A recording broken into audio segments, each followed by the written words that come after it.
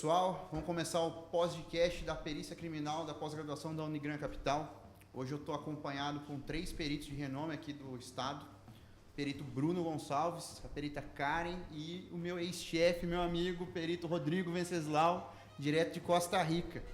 Ele é o coordenador daquela regional e hoje a gente vai bater um papo sobre como vai ser a nossa pós, como que é a vida do perito, algumas coisas que vocês têm curiosidades que vocês chamam lá no Instagram da pós.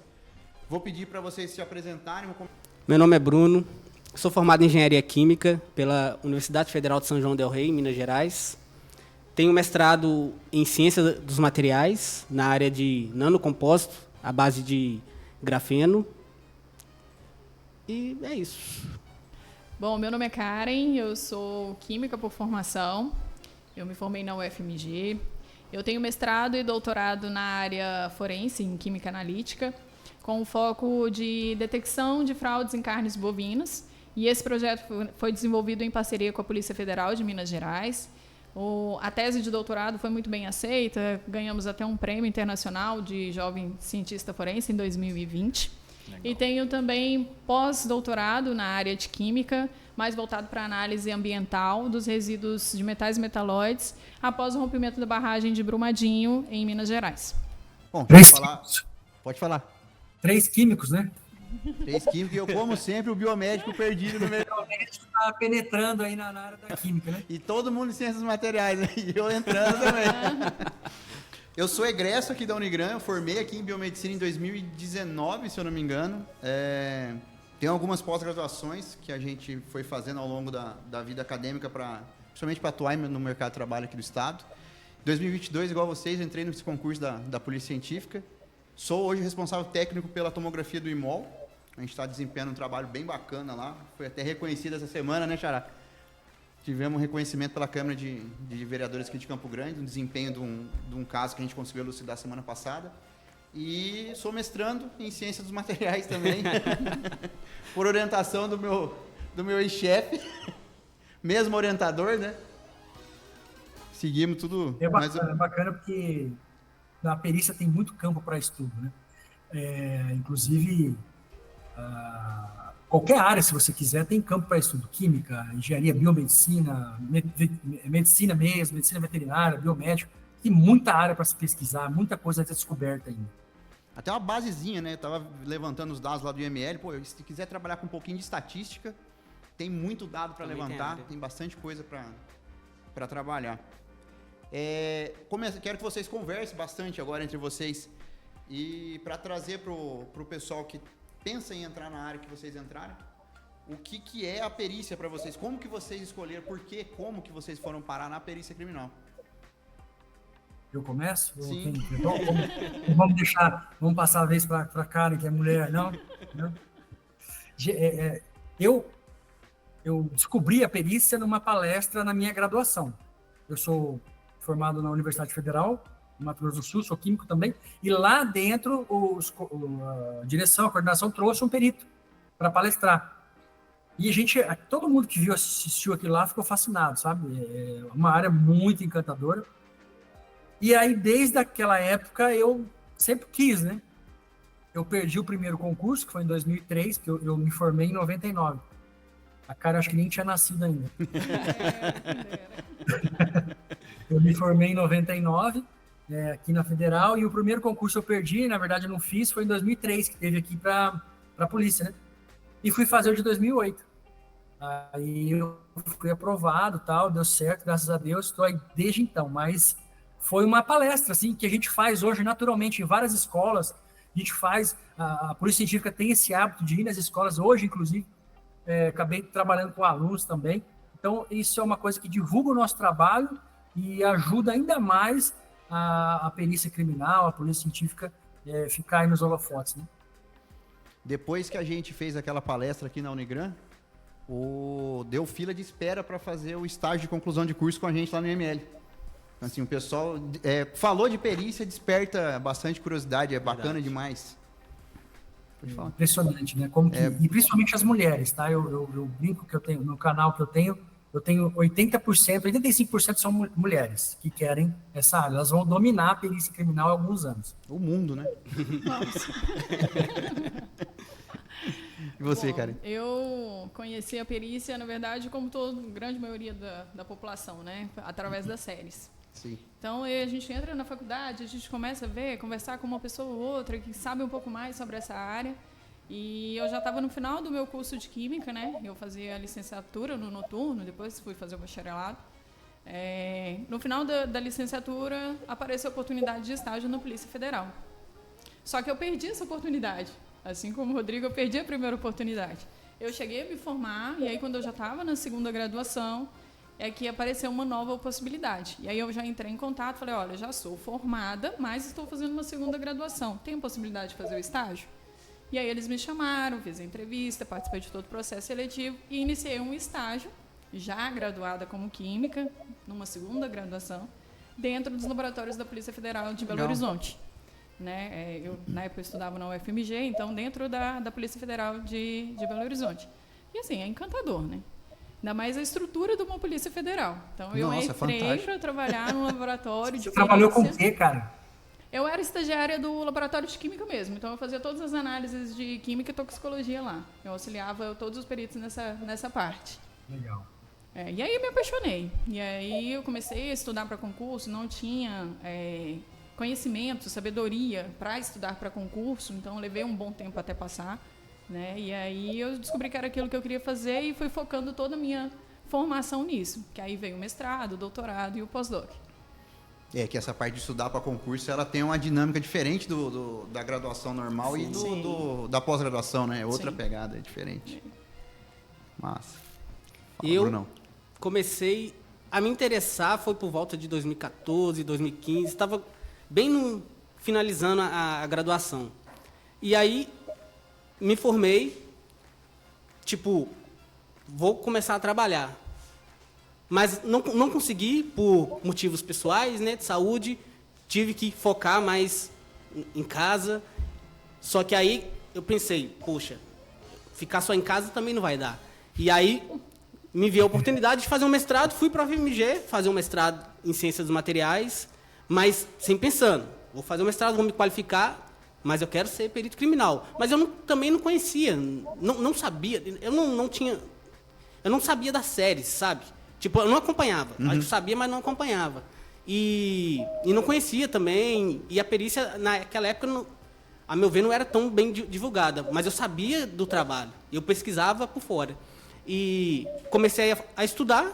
Isso aí já foi em 2018, comecei a estudar. E eu lembro que teve uma palestra do Rodrigo, que eu estava acompanhando de casa.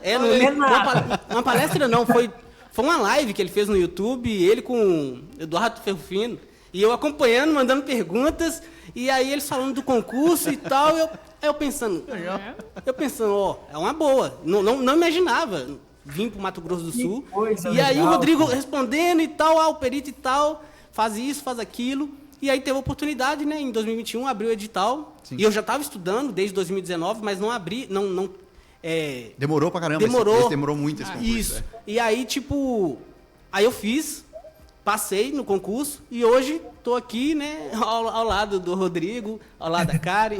Mas bem interessante essa... Pra você ter noção, na faculdade, quando eu fazia biomedicina, a gente já seguia o Perícias Criminal Brasil.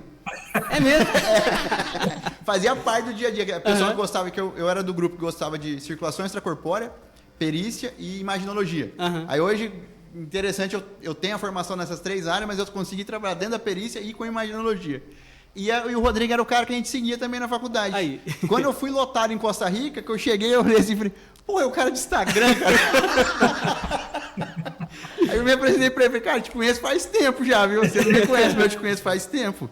Cara, é muito massa. As redes ajudaram muito. A série começou com o CSI, igual o cara falou. CSI foi um divisor de águas para o trabalho pericial, acho que no mundo. Mas as redes sociais impulsionaram aquela coisa mais do dia a dia, aquela coisa mais local da realidade. Então, mais orgânico, né?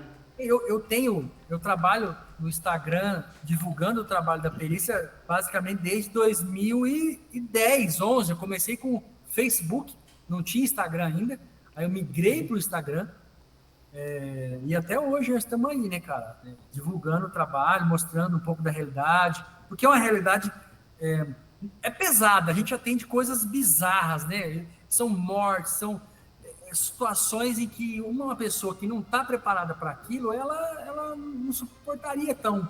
Então a gente tem que fazer a divulgação para as pessoas que querem entrar já sabendo o que se trata, entendeu? Sim. É muito bacana na televisão, só que assim, quando a gente pensa mais friamente, a gente pega tudo que é de mais feio da sociedade, a gente olha, trabalha, absorve aquilo lá e não pode deixar interagir no íntimo ainda, né? E ainda é tem muito tudo isso aí. glamourizado, né? É, glamourizado. Eu brinco, quando eu dei a primeira palestra aqui no Unigrão, eu falei, o pessoal falando de corpo corpos em decomposição. Eu falei, vocês têm noção do que é o cheiro de um corpo depois? Exatamente. É um animal, o cheiro do animal multiplicado aí por pelo menos 4, 5 vezes fácil, né? É difícil. E a máscara, vocês têm uma máscara que presta? Porque a máscara, eu ponho a máscara, mas sempre tá entrando na frestinha ali. Às vezes eu acho que fica preso dentro da máscara. Não é? Não tem condição. Cara, eu atendi uma ocorrência certa feita lá em Ponta Porã, um senhor que tinha morrido numa casa e ele ficou fechado. Bruno, você não tem noção, a hora que eu entrei na casa, no quarto, ele veio a óbito no quarto, em cima da cama, ele estava dormindo e tal, foi uma morte, um mal súbito, né? Mas ele ficou mais de uma semana trancado. Jesus. Rodrigo, eu vou falar para você, eu não conseguia ver parede, era só mosca. Meu Nossa, Deus. Rapaz. que delícia. E a gente não tinha máscara boa, era aquela máscara branca, a máscara da Covid, sabe aquela mascarinha sem vergonha? Não, aquilo não dá, não. Rapaz, que coisa, as moscas pousando na gente assim, ó. Você tentando trabalhar e você sabe que a mosca tava ali no corpo, né? Cara, as meninas lá no estágio, elas já começaram a diferenciar a quantidade de tempo do morto. Documentação. Ó, tem uns 4, 5 dias, né, Fê? Daí pra mais, pelo cheiro, né? cheiro. É muito mais. Eu não ligo mais, a gente acostuma, né? Acaba acostumando. O primeiro eu confesso que eu dei uma travada. Eu cheguei na porta, era um suicídio que levou mais de uma semana também para encontrar. Na hora que eu cheguei na porta, assim, eu tava na varanda, tava em um local aberto, mas como tinha muito tempo, tava numa situação caótica. Nossa. Aí eu dei uma parada travada. A minha sorte que o APC que trabalhava comigo era antigão. E ele tem todo o jeito, e ele chegou, segurou a bronca. Segura aí, vai lá fora, dá uma respirada, volta aqui daqui a pouco, a gente vai fazer devagar, porque realmente a situação não é fácil. Não, e a roupa que você tá usando? Tipo, você vai no local assim, ela fica uma semana ou mais, você lava a roupa e fica aquele cheiro impregnado. Eu não entro em casa, Bruno, com essa roupa. Eu entro pelo fundo, eu tiro só de cueca, tiro tudo, deixo na lavanderia, aí que eu entro em casa com essa roupa aí. É difícil demais. Agora você imagina eu que tô todo dia na tomografia.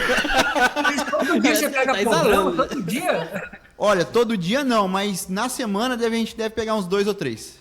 Nossa. Por semana, deve pegar. Aí em agosto é o mês do podrão, aí todo dia tem. Nossa. Já falaram pra vocês do Viking? Não, eu não faço não. Já ouvi falar também. Aquilo ali é terrível, ele funciona os primeiros 2, 3 minutos, depois ele é um vasodilatador. Ele piora. Exatamente, aí ele abre, piora. Aí você vai cheirar, meu, aí você vai sentir. Que doido. Deixa eu fazer uma pergunta para vocês, agora puxando um pouquinho mais para o enfoque do nosso público hoje, que é o alvo da nossa pós-graduação. Em Costa Rica a gente fez uma vez um workshop, dando a dica para o pessoal das forças co-irmãs de como se portar em local de crime. Você lembra, né, Rodrigo? E foi lá no Salto Sucuriú. Então foi um evento mais de direcionar como que seria um modo de trabalhar num local de crime para ajudar a perícia.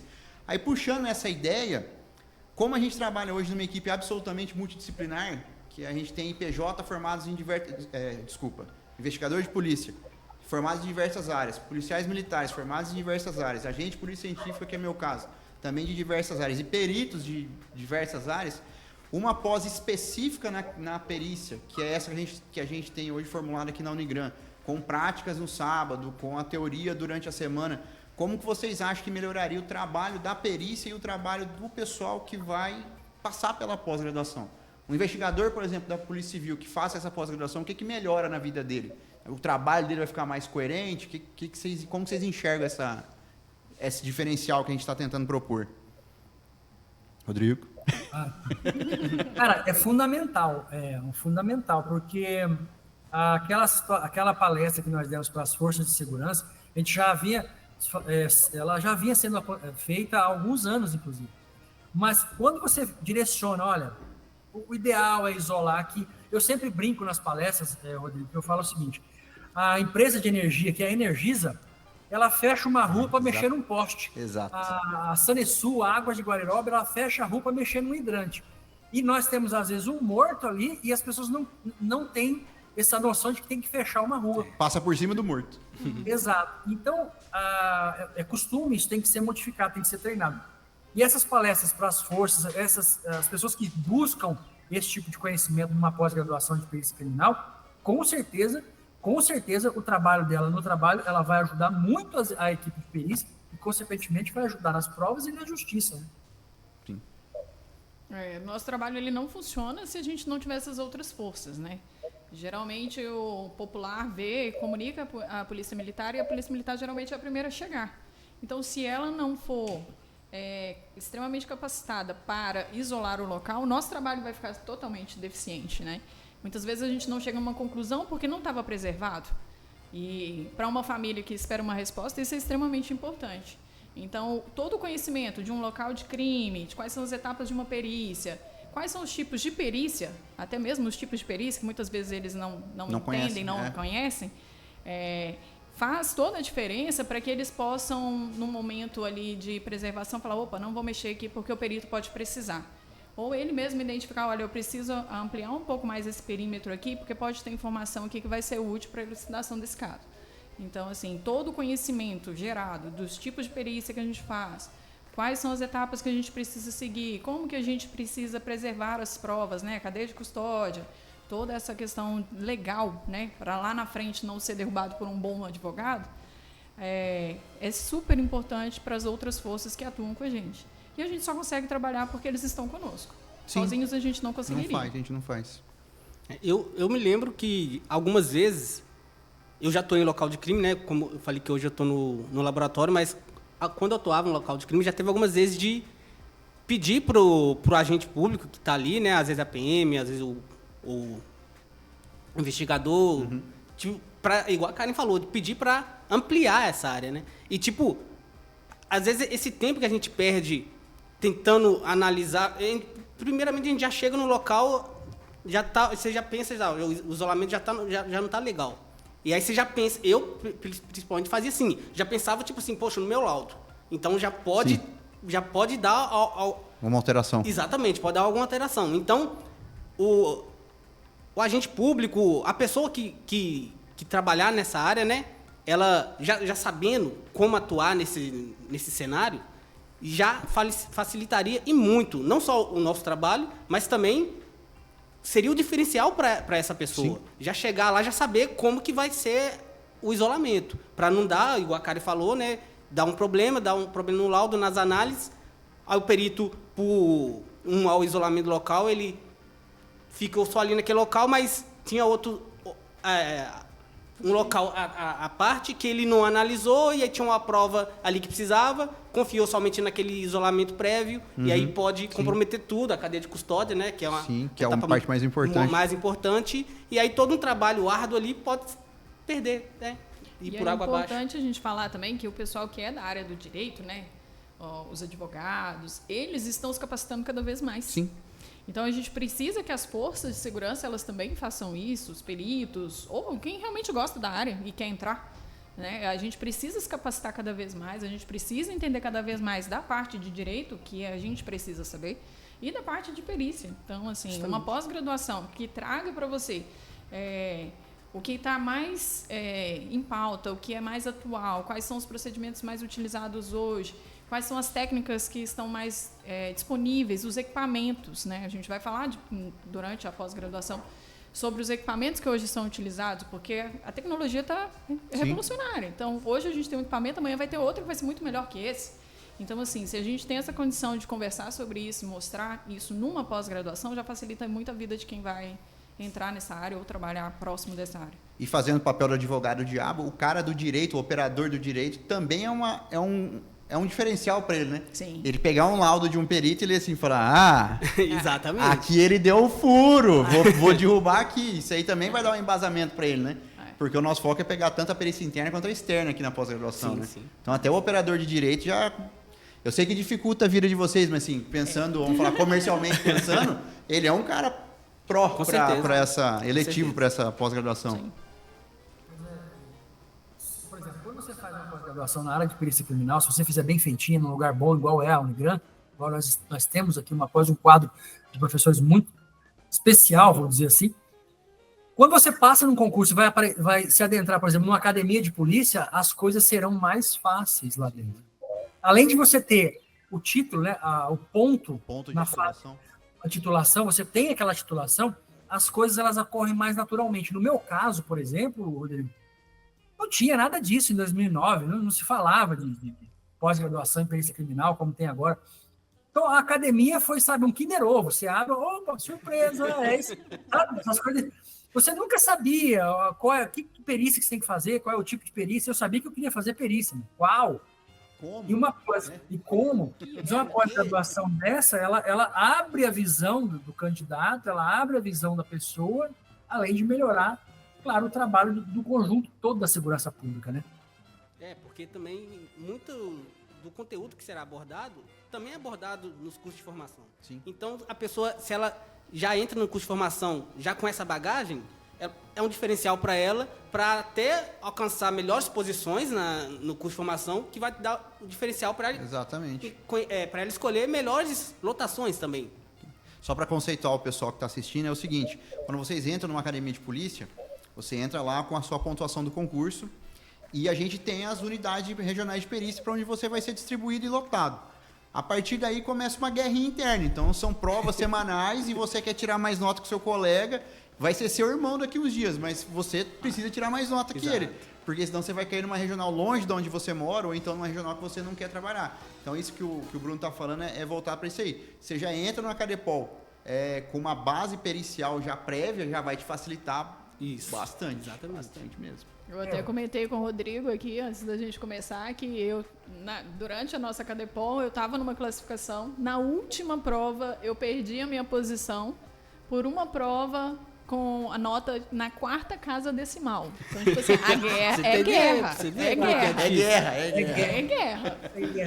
Eu, concurso, eu não tive isso, gente. Eu acho que é o melhor método. Porque as vagas já eram pré-determinadas no edital. Então, eu já sabia que eu ia para a cidade X ou Y. Ali era mais uma questão de você se aprimorar mesmo para tentar entender como é que é o trabalho. E eu vou falar para você, eu fiz a minha academia de polícia, que os nossos ouvintes, né, para quem acompanha nosso podcast, é a última etapa praticamente do seu concurso, onde você vai aprender a trabalhar como perito ou como agente, né, ou como, enfim, médico legista. E a minha demorou 8 meses. A minha academia foram 8 meses. Vou falar para você, o primeiro local que eu atendi foi um acidente de trânsito e eu demorei, tipo assim, 36 horas para terminar o local de tantas coisas. Por quê? Porque eu fazia, refazia. A insegurança, né? E agora, se eu já tivesse uma bagagem antes, estudando, como as pessoas estão hoje, talvez o processo seria mais fácil. Exato. Vai ficando mais macio, né? Fica Não mais é? macio o processo, é mais tranquilo. Louco, hoje um acidente de trânsito, pra você demorar muito, 2 horas tem que estar assim, um congestionamento, né? Então, e na época eu demorei isso para fazer um negocinho simples, né? Então, mas é a insegurança, a incerteza, né? Eu vou fazer uma pergunta, vai servir para Karen e vai servir para você vai falar em nome de. Queria que vocês falassem da mulher na perícia. Como que vocês veem a mulher na perícia hoje? Qual que é o espaço que a mulher tem? Como que é a receptividade para se integrar na instituição, na corporação? Como que funcionou esse dia a dia para Karen e como que você viu a Débora entrando nesse meio? Para quem não sabe, a esposa do Rodrigo Venceslau é perita papiloscopista, lotada lá em Costa Rica. Quantos anos que ela já tem de PAP? Ela é da turma de 2013, né? Tem 12 aninhos de PAP, maravilha. O que você via? Conta pra gente. Eu vou permitir que a Karen, né, por favor, começa ela, né? Bom, da minha parte, o que eu posso dizer é que foi muito bem recebida. Eu sou muito respeitada pelos meus colegas, pelas outras forças, né? Eu acho que a questão também da forma como fomos treinados durante a Cadepol, da nossa capacitação, da nossa formação como um todo. E tudo aquilo que eu fiz antes de entrar como perita criminal, o meu mestrado, o meu doutorado, o meu pós-doc, me direcionou para uma abordagem dentro da perícia que eu sou muito respeitada. A gente vai para o local de crime, né? No interior a gente é muito mais próximo dos delegados do que na capital. Sim. E os delegados, eles têm essa proximidade de chegar e, olha, Karen, o que você acha? O que você pensa? Então, a mulher hoje, dentro da perícia, ela traz todo o conhecimento, ao mesmo tempo ela traz um pouco de leveza mesmo, né? Porque é uma instituição, a polícia, de um modo geral, é uma instituição muito rígida, né? Sim. A gente sempre chega muito fechado e tudo. A gente chega muito indiferente aos locais. Então, a mulher, por mais que ela não... O nosso trabalho ele é totalmente impessoal, a gente chega com uma posição mais leve de conversar com a vítima, né? Com a familiar da vítima. E a gente é muito respeitada. Eu, pelo menos da minha parte, fui muito bem respeitada, muito bem recebida. Todas as minhas colocações são aceitas. A gente tem argumentações que são construtivas. Então, eu acho que o campo de trabalho dentro da perícia para mulheres, ele é totalmente aberto, né? Nós não temos distinção dentro da perícia se é um homem ou uma mulher. O que a gente vai ver ali realmente é a questão da capacitação, da formação e do conhecimento que ela possui ou ele possui. Sim, legal.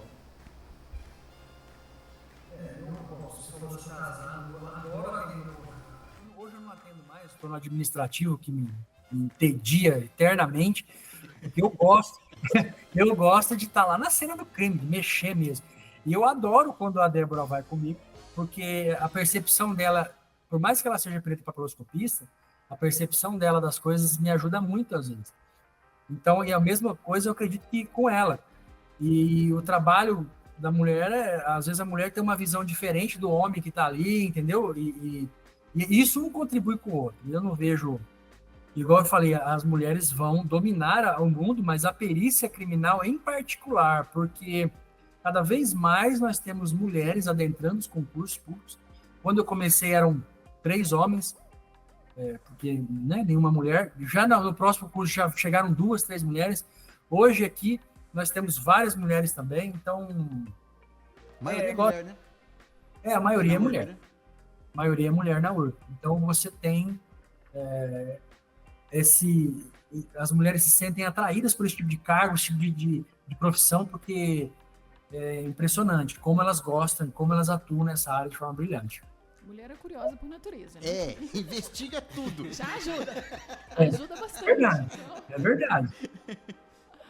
Legal. Só vou fazer um adendo. Dia 22 de abril, às 19 horas, a gente vai ter uma aula magna com o Rodrigo Venceslau, no auditório da Unigram, a partir das 19 horas. E tá todo mundo convidado a comparecer. Entrada franca, meu xará? Entrada franca, xará. Dia 22? Repete aí. 22 de abril, às 19 horas, no auditório da Unigram, aqui na Abrão Júlio Raio. Vou dar um spoiler. Anatomia do crime é o nome da palestra, da aula, e eu vou trazer alguns casos curiosos que a gente atendeu ao longo dos anos, para a gente poder mostrar a criminalística, a medicina legal, toda essa questão que envolve a perícia criminal. Show. Falando em casos, vamos aproveitar, vou inverter agora, vou perguntar pro Bruno. Tem algum caso assim mais marcante, assim, ou pelo menos um negócio engraçado, alguma coisa do tipo que te pegou nesses primeiros 3 anos de perícia aqui no estado? Teve sim. Teve vários casos, né? Tipo, um que eu achei que chamou muito a minha atenção foi um local, um autoextermínio, né?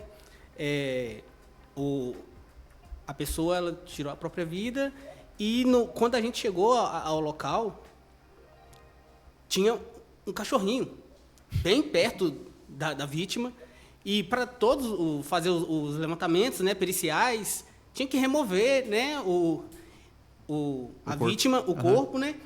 Mas o cachorro não deixava. Não deixava. E a gente ia tentar cortar, tentar tirar, ele avançava na gente. E ficava. Pra fazer o levantamento fotográfico, não tinha como. Teve que tirar foto e ele apareceu, né? E só depois que a esposa da vítima chegou e chamou, aí eu acho que ele sentiu uma certa confiança, né? E foi até ela que a gente conseguiu fazer os trabalhos. E eu vejo isso, tipo, como é uma amizade, sei lá, uma amizade bem sincera, né? Do pet com seu dono ali. E aquilo marcou, sabe? Nossa, foi emblemático, foi muito interessante. Interessante. Teve algum assim com aqui da Ana? Um caso que me marcou muito foi um caso de homicídio após uma briga familiar. E, coincidentemente, a gente tinha feito um curso sobre manchas de sangue aqui na capital, né? Que tinha sido ofertado pelo nosso sindicato.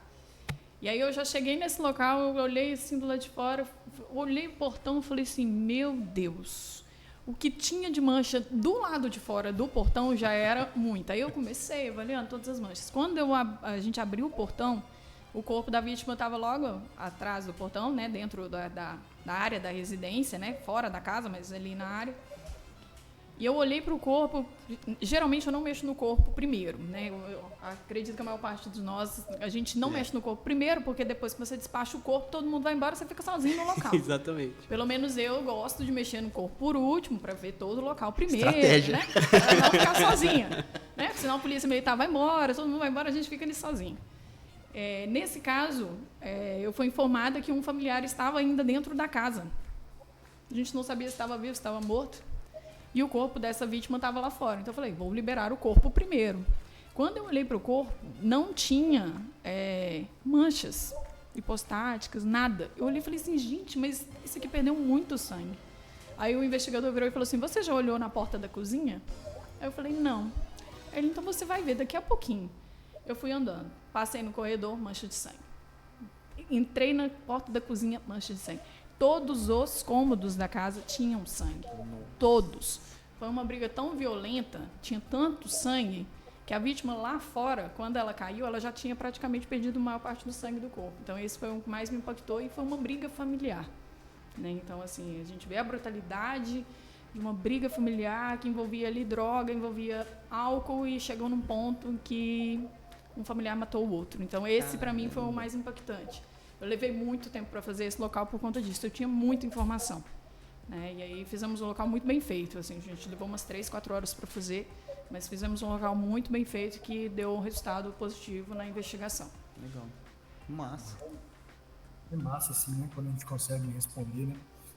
Cara, um local, assim, eu diria inusitado por conta da condição, né? Não vou falar de homicídio, mas era um acidente de trânsito, era um engarrafamento, num pare e siga. A pista estava em reforma, então existia ali um sistema de pare e siga controlando, né? E houve um engarrafamento. Um carro, um caminhão, outro caminhão. E como nós chegamos no local, a gente fez todo o levantamento, fez todas as medidas, tal, e as avarias dos veículos, tudo, mas quando a gente chegou no último veículo, que é aquele que levou todo mundo, né? Que foi engarrafando com todo mundo, cara, a gente percebeu que o motorista do caminhão, ele estava morto, né, com o seu órgão genital dentro de uma garrafinha e tinha xixi. Então, enquanto ele estava dirigindo, ele estava fazendo as suas necessidades. E, muito provavelmente, isso que deu a causa ao acidente, porque ele desviou a atenção ali, não viu o pare e siga, e saiu arrastando todo mundo para frente, entendeu? Então, isso é uma coisa que não é todo dia que você vê um negócio desse, né? Esse xixizinho causou quantas vítimas? Cara, causou 3 vítimas. Nossa. Fatais, né? Sim. Além a dele e mais 2, né?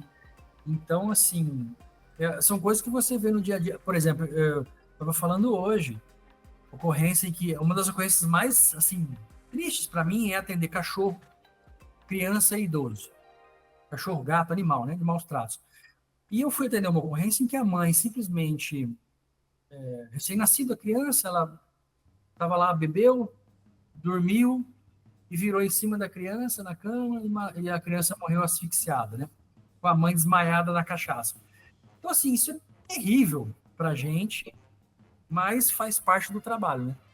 É o jogo. É. É o jogo. Meu Acho que tá primeiro tudo- local em Costa Rica foi um parecido. A mãe Foi? também dormiu em cima da criança de 40 e poucos dias. Nossa. Foi o primeiro local que eu fui. Pois é raro, mas acontece com frequência, né? Muito. Aqui no IML a gente recebe demais corpo de criança. Mês passado eu falei, até comentei lá que foi o mês da criança. Só eu fiz 5 tomografias em neonatos. Entre 45 e asfixia. Teve uma que foi meio inusitada, triste e inusitada. Era uma família pobre e tinha 4 ou 5 pessoas dormindo na cama. A neném de 1 ano e pouco rodou na cama e ficou prensada entre a cama e a parede. Regurgitou, aspirou e morreu ali. Nossa, isso é muito triste, né? Assim, uns negócios meio. Umas mortes meio sem cabimento, sabe? Que você até estranho. Isso é umas coisas que a gente vê no dia a dia, você vai se acostumando. Eu acredito que a Karen falou que no primeiro ela ficou meio abalada, hoje provavelmente ela não ficaria mais. Porque você vai você cria uma camada, né? Você cria uma casca. Tem que ter a casca, tem que ter. Senão não vai. Vamos falar de parente, né? A minha mãe acha o máximo. Ela fala, isso é sai. Fala, mãe, não é bem assim. Tá meio longe. Mais ou menos. Que a gente vê em série tudo muito bonitinho, né? É que eu brinco com as meninas lá do Star. A televisão não tem cheiro, que é o principal. Não tem cheiro. E aí agora elas aprenderam também a chegar lá quando tem cheiro de algum cadáver que estava embriagado no dia anterior, elas percebem o cheiro do etílico misturado com sangue. Elas começam a ter essas nuances de percepção. E aí a gente começa a ver que não é... Igual eu falava também, não é o glamour. A gente gosta demais, mas não é glamuroso. Não. Você já viu algum episódio do CSI que o cara teve que ir no barro, atolou a viatura, entrou no meio do mato, caiu de tudo quanto é jeito, teve que pegar barco, cavalo, camelo pra chegar no corpo? Tirar corpo de cima de árvore, né? De cima de árvore, vai pro cipó, pula pra lá. Então, essas coisas, o CSI não mostra, né? Mostra. Não mostra. E não poupa mulher, não. Independente se é homem, se é mulher Sim. entra também, a gente bota o pé na lama, a gente faz tudo. Tem que fazer tudo, né? A gente O faz cargo é tudo. o mesmo, então todo mundo faz a mesma coisa. E aí não pode fugir do serviço, né? Tem que encarar. Não dá pra falar, essa perícia eu não quero. Tem jeito. É igual as ambientais que tinha, principalmente no interior, a gente tem bastante ambiental, né? Você lembra de uma ambiental que a gente fez acho que um ano, pouco tempo antes de eu sair daí era o perito Alfrink. A gente andou 15 quilômetros dentro de uma vossoroca. Nossa. Essas coisas... Mapeando com GPS, fazendo os pontos de GPS, 15 quilômetros na vossoroca. O ponto mais fundo, acho que tinha 2.000 metros, assim, que tinha o deslizamento mais profundo, mais ou menos. 2.000 metros? Não, desculpa, exagerei. Acho que uns 200 metros de deslizamento. Assim, era fundo pra caramba. E trampo, e aí pegando carrapato. Nossa, foi um trampo. Não, essa parte ninguém conta. Ninguém conta. Não, isso aí não vai. Na pós-graduação nós vamos mostrar. Não, aí vai. É debaixo de sol, chuva, não interessa, você tem que trabalhar do mesmo jeito. A câmera não funciona, você usa seu celular, porque a câmera não pode molhar. Exatamente. Né? A gente tem alguns perrengues que a gente tem que reverter, assim, na perícia. A Júlia vai dar um incêndio, eu falei pra ela, você bota fogo em alguma coisa aqui, bota o povo perto, sentindo cheiro de fumaça. Não tem conversa, não. Pegar a manha. A pessoa já vai sabendo do que se trata, né? Ela vai mais preparada. Ela cria a primeira camada, a primeira casca, né? Sim. Como é que a gente fala na Carepó? Veio porque quis. Não é? Veio porque quis. Legal. Pra gente encerrar, eu queria que vocês dessem acho que essa é a parte um pouco mais complicada para falar.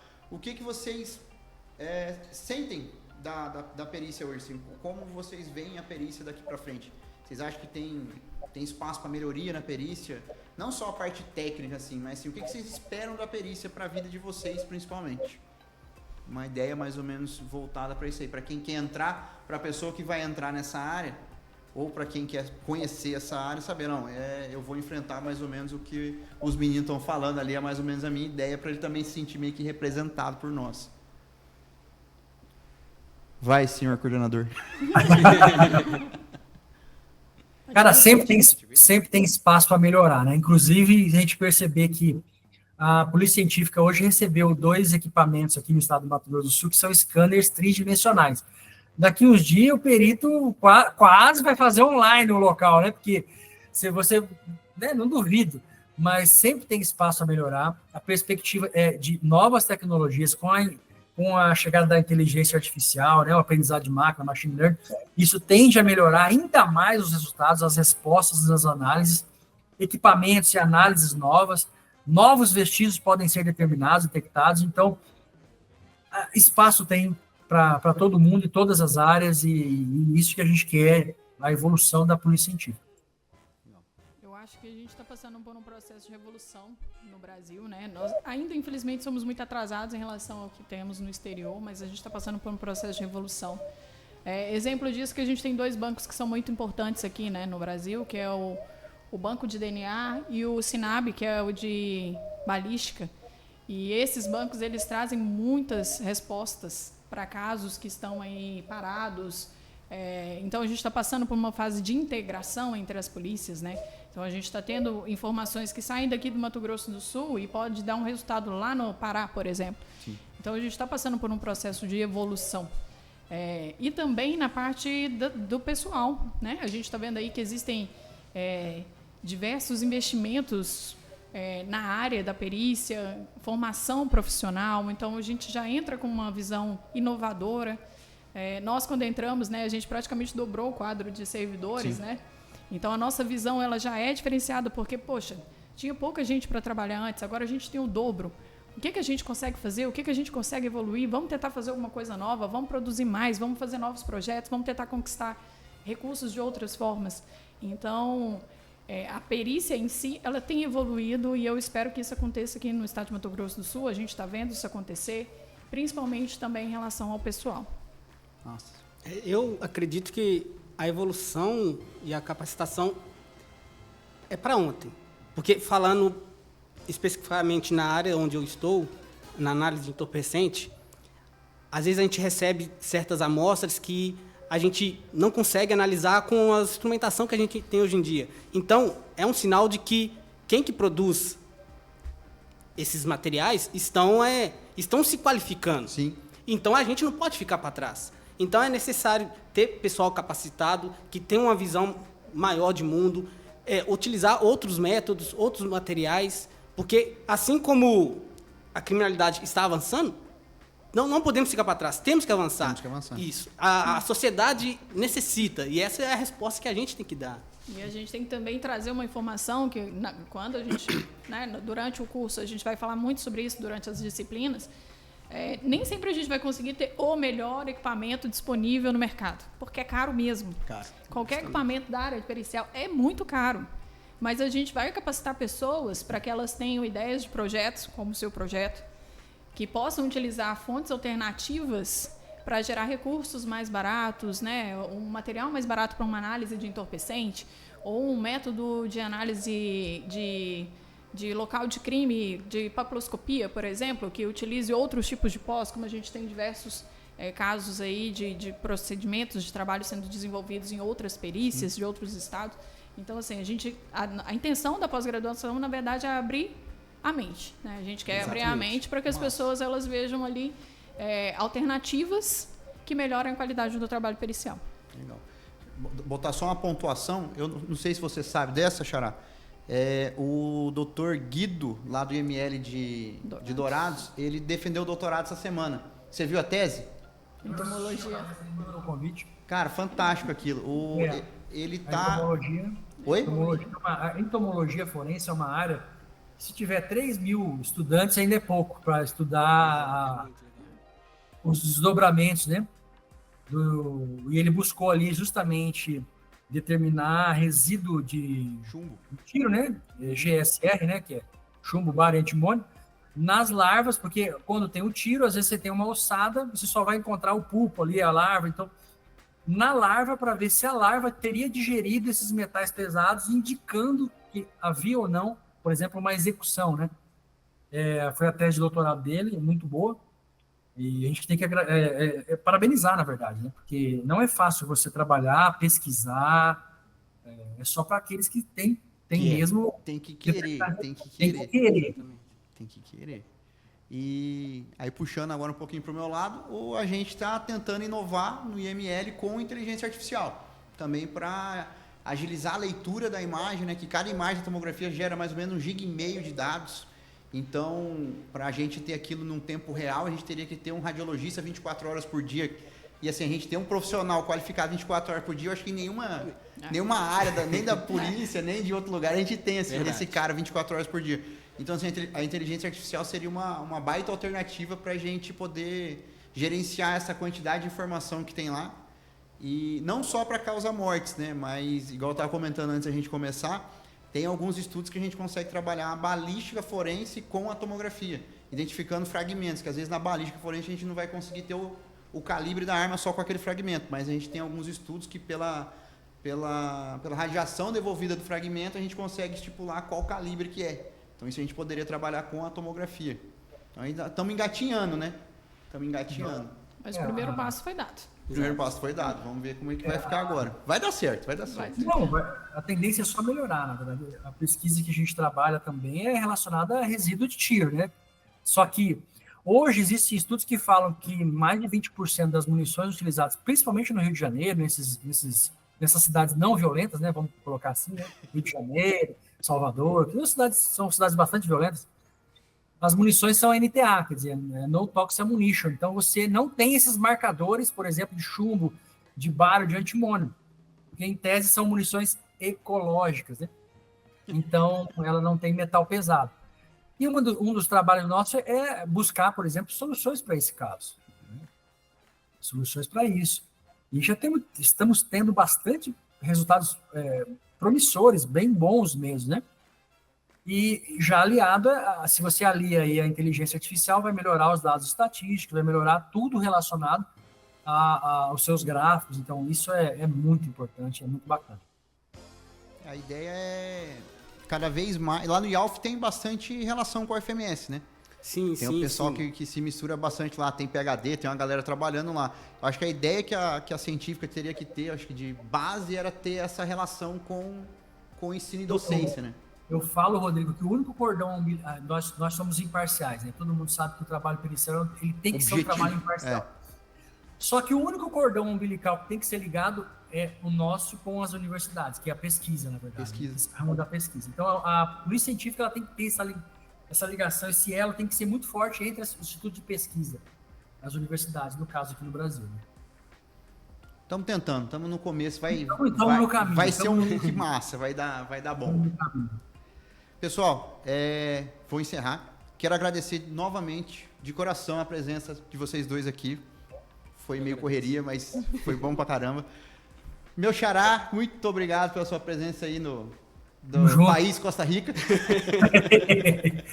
Estou a 340. Espero dia 22 aqui, com a sua camiseta, tá? Da Unigram, bonitinha. G, por favor, que agora eu tô emagrecendo, tá? G. Quer falar alguma coisa para encerrar? Não, é só agradecer o convite. Eu estou bastante empolgado aí para trabalhar com o pessoal da pós-graduação na Unigram. Então, vou montar uma aula bem especial e as disciplinas, eu tenho certeza que todo mundo está bem empenhado aí para dar um melhor de si nas aulas. Show. Obrigado, Karen. Eu queria agradecer também o convite, de poder falar aqui com todo mundo um pouquinho da nossa paixão, que é a perícia, e esperar todo mundo nas nossas aulas que virão em breve.